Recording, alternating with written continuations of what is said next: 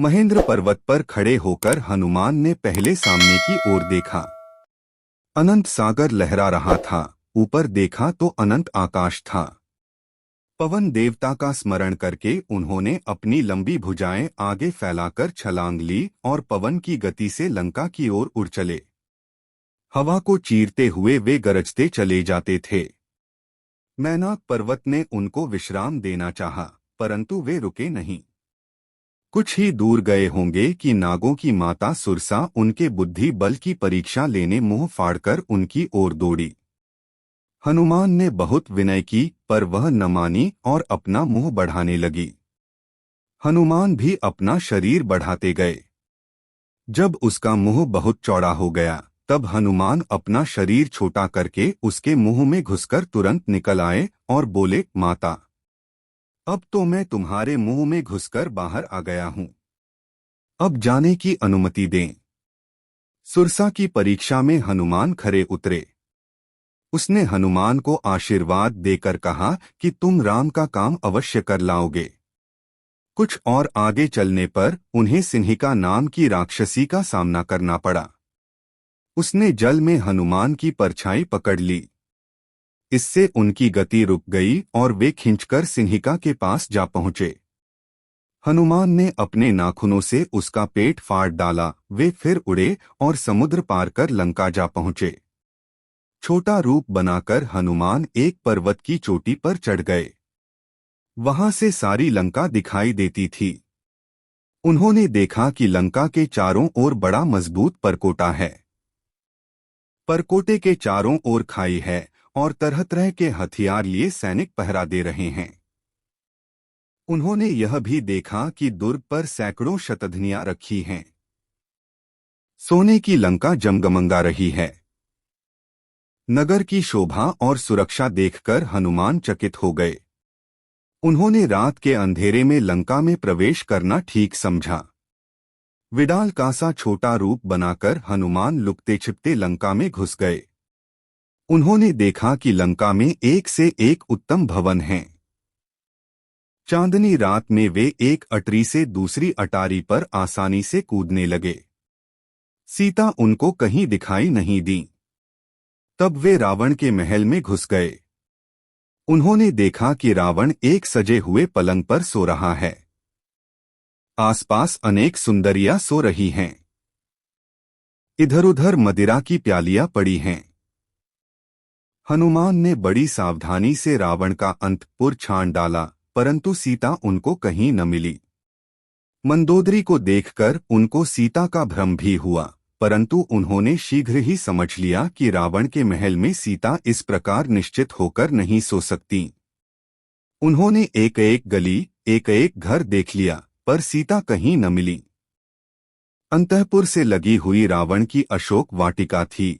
एक परकोटे के ऊपर से हनुमान ने उसे देख लिया और पहरेदारों की आंख बचाकर उसमें घुस गए। अशोक वाटिका में तरह तरह के सुंदर वृक्ष थे और बीच में एक ऊंचा भवन था। अशोक के पेड़ पर चढ़कर हनुमान उसे देखने लगे।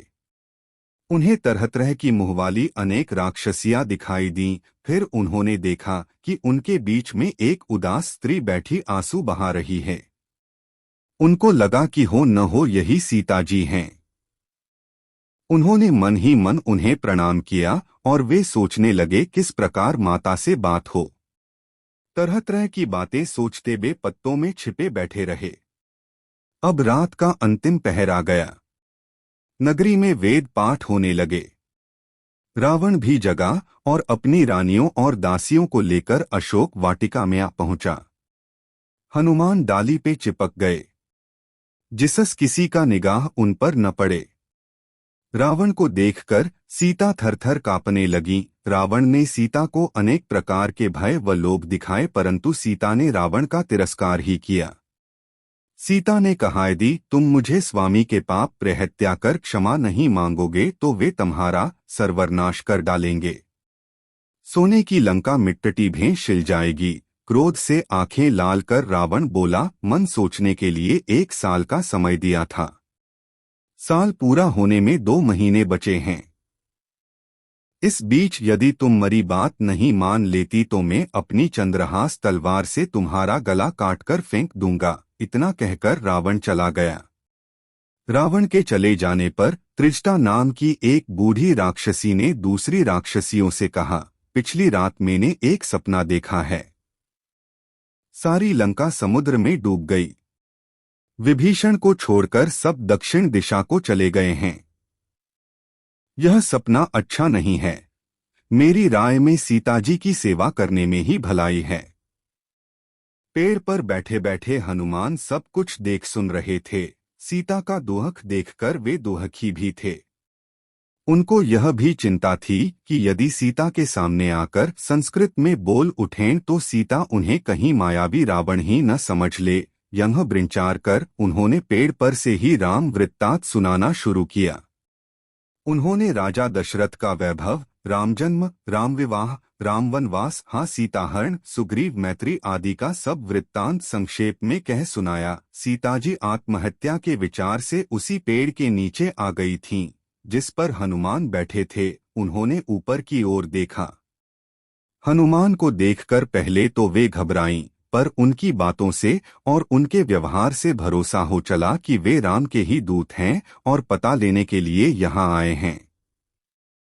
अब हनुमान ने देखा कि सीता के मन में बार बार संदेह उठ रहे हैं, तो उन्होंने पर्वत पर फेंके हुए आभूषणों की चर्चा की और अंत में राम की दी हुई मुद्रिका दी। अब सीता को पूरा भरोसा हो गया। हनुमान ने सीता का दुख सुना और राम का विरह सुनाया।